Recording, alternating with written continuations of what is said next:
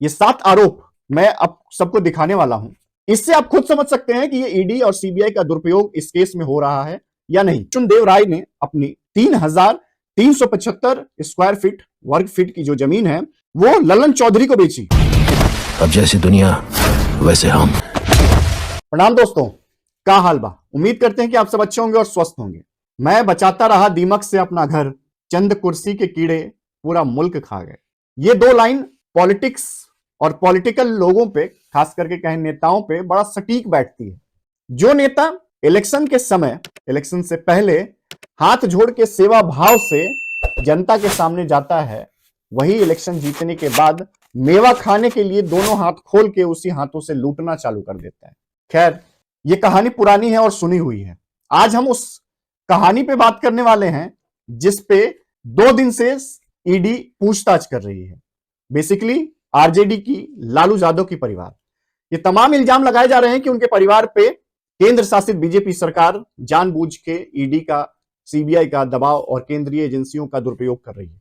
लेकिन ये 7 आरोप जो डॉक्यूमेंटेड मैं अब सबको दिखाने वाला हूं और बताने वाला हूं, इससे आप खुद समझ सकते हैं कि ये ईडी और सीबीआई का दुरुपयोग इस केस में हो रहा है या नहीं। मामला कुछ ऐसा है कि कल 10 घंटे तक लालू यादव से ईडी पूछताछ करती रही। आज 9 से 10 घंटे तक तेजस्वी यादव से पूछताछ करती रही। मामला है लैंड फॉर जॉब। रेलवे में जब लालू यादव हुआ करते थे तब आरोप है कि जॉब के बदले वो उन्होंने संपत्ति बनाई है, संपत्ति अर्जित की है कि जॉब लो और संपत्ति मेरे नाम करो। कुछ ऐसा मामला रहा है, सीबीआई का जो जांच चल रहा है। लेकिन 7 ऐसे केसेस जो कंफर्म करते हैं कि ये केस बेबुनियाद है या नहीं, यही आगे मैं चर्चा करने वाला हूं। इधर उधर की बात ना करते हुए सीधा केस पे आते हैं।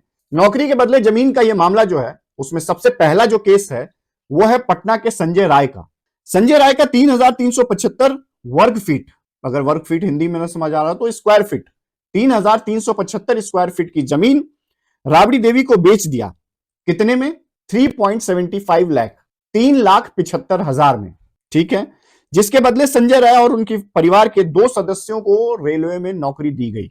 अब आप सोचो कि जमीन कितनी सस्ती चल रही है पटना में भाई। 3,375 स्क्वायर फीट जमीन 3,75,000 में है। बड़ा सस्ता जमीन है। दूसरा केस हजारी राय के, जो कि 9,527 वर्ग फीट जमीन इंफोसिस्ट प्राइवेट लिमिटेड को बेची। अब इसमें इंफोसिस्ट प्राइवेट लिमिटेड को बेची तो लालू यादव का कैसे परिवार आ गया? तो कहानी ऐसी है कि ये जो कंपनी है वो इनडायरेक्टली राबड़ी देवी के नाम पे है।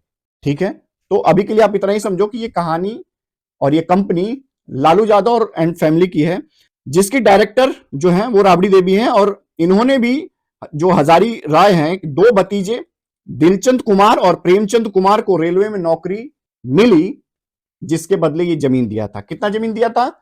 9,527 वर्ग फीट, स्क्वायर फीट, 2 लोगों के जॉब के बदले में। तीसरा केस है पटना के लाल बाबू राय का। ठीक है, लाल बाबू राय ने 13 लाख रुपए में 1,360 स्क्वायर फीट की जमीन जो है वो राबड़ी देवी को बेच दी। लाल बाबू राय के बेटे लालचंद कुमार को रेलवे में भर्ती किया गया उस टाइम में। ये जमीन कितनी सस्ती बेची गई आप सोचो कि 1300 स्क्वायर फीट जमीन, 3,000 स्क्वायर फीट जमीन, और सिर्फ कुछ लाख में बेची गई, वो भी पटना जैसे क्षेत्र में, मतलब जो शहरी क्षेत्र है। अगर किसी को लगता हो, जो कि बिहार में है, उनको तो पता है कि पटना में जमीन की क्या रेट है।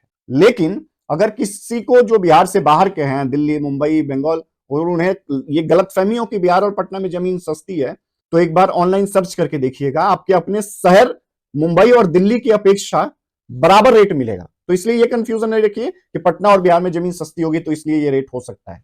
नौकरी के बदले जो जमीन देने का चौथा मामला है वो विष्णुदेव राय ने अपनी 3,375 स्क्वायर फीट वर्ग फीट की जो जमीन है वो ललन चौधरी को बेची। अब इसमें क्या है ना कि कोई इंफोसिस कंपनी के नाम बेच रहा है, कोई लालू और राबड़ी देवी के डायरेक्ट नाम पे बेच रहा है, और ललन चौधरी को बेची गई। तो मतलब कि ये किसी और के नाम पे भी बेची गई और फिर बाद में घूम फिर के लालू एंड फैमिली के पास वो जमीन ले ली जाती है। अंततः डायरेक्ट कुछ जमीन खरीदी जाती है और कुछ इनडायरेक्टली घूम के ली जाती है, ताकि डायरेक्ट ये इल्जाम न लगे कि ये सारी प्रॉपर्टी लालू एंड फैमिली की है। 2014 में ललन ने ये जमीन लालू की बेटी हेमा यादव को जो है वो दे दिया। इसके बदले भी उनको जॉब दी जाती है। अगला जो केस है यानी कि पांचवा केस वो है पटना के किस्मदेव राय। किस्मदेव राय ने अपनी जमीन जो है 3,375 वर्ग फीट 3,75,000 में बेच दी। 3,375 स्क्वायर फीट की जमीन कितने में बेची गई? 3,75,000। इतना सस्ता तो जमीन पटना में नहीं है। करोड़ों की जमीन जो कि करोड़ों की होनी चाहिए थी डॉक्यूमेंटेड, वो 3 लाख, 4 लाख, 2 लाख ऐसे ऐसे लोगों ने बेच दी और नाम क्या आया? गिफ्ट कर दिया। बहुत ऐसे गिफ्ट वाले भी मामले हैं।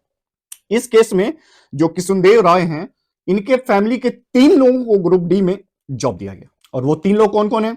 राजकुमार सिंह, मिथिलेश कुमार और अजय कुमार, जिनकी मुंबई ग्रुप डी में भर्ती कराई गई थी। लैंड फॉर नौकरी वाला जो मामला है, उसके छठे जो आरोप हैं वो है पटना की किरण देवी के, जिन्होंने अपनी 80,905 वर्ग फीट की जमीन, स्क्वायर फीट जमीन 3,70,000 रुपए में लालू यादव की बेटी मीसा के नाम पर कर दी।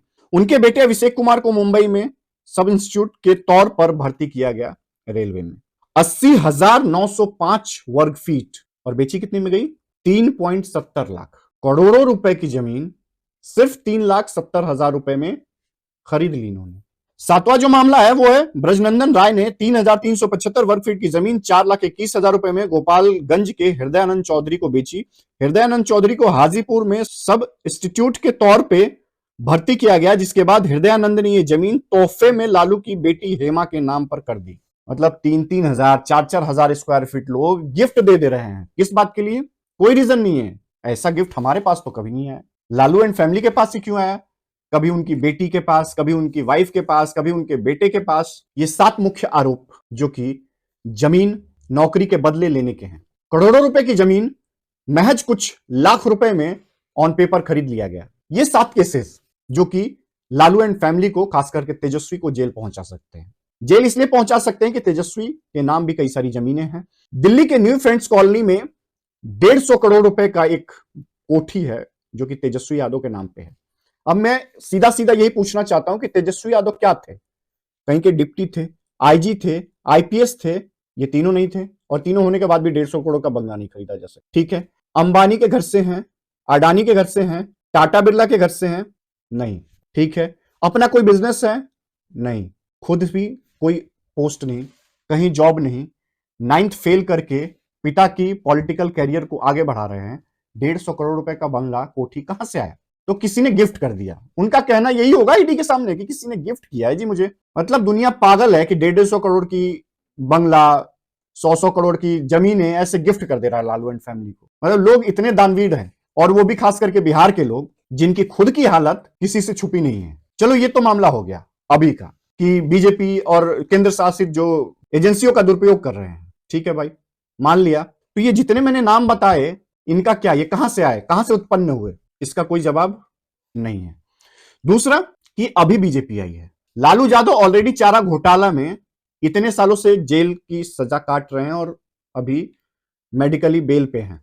ठीक है, मेडिकली बेल पे हैं, और कर क्या रहे हैं वो तो खैर चलो अलग मुद्दा है। चारा घोटाला कब हुआ था? 1996 में चारा घोटाला हुआ था। ठीक है, और चारा घोटाला 27 जनवरी 1996 को घोटाला सामने आया। 11 मार्च 1996 को सीबीआई जांच का निर्देश दिया गया। उसके बाद 19 अगस्त 1998 को आय से अधिक संपत्ति रखने के लिए लालू यादव और राबड़ी देवी पे मुकदमा हुआ कि भाई तुम्हारी जितनी इनकम है उससे कहीं ज्यादा तुम्हारी संपत्ति है। उसके बाद 9 जून 2000 को अदालत ने लालू यादव के खिलाफ यह आरोप तय किया कि भाई चारा घोटाले में तुम और तुमसे जुड़े हुए कई सारे लोग इन्वॉल्व हैं। जब घोटाला हुआ 96 में किसकी सरकार थी? बिहार में आरजेडी की, और केंद्र में जब ये फैसला आया या जब ये केस हुआ 96, 98 और 2000, जितने भी ये सन बताए, किसकी सरकार थी? सेंट्रल में ऑलमोस्ट लगभग हर बार कांग्रेस की सरकार थी। ये जांच ईडी ने किया, सीबीआई ने किया, घोटाला भी साबित हुआ।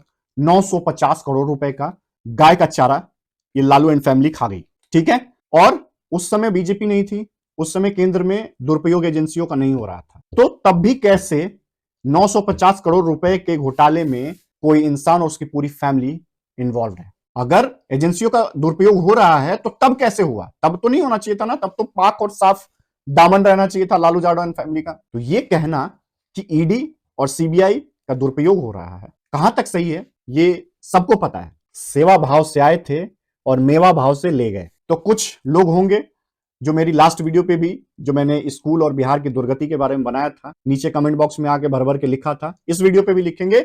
लेकिन हकीकत यही है जिससे मुंह नहीं मोड़ा जा सकता। उसके बाद भी अगर कोई कहे कि झूठा केस चल रहा है तो भैया चलने दीजिए केस। तब तक आप अपना बहुत ध्यान रखिए, मिलते हैं, तब तक के लिए प्रणाम।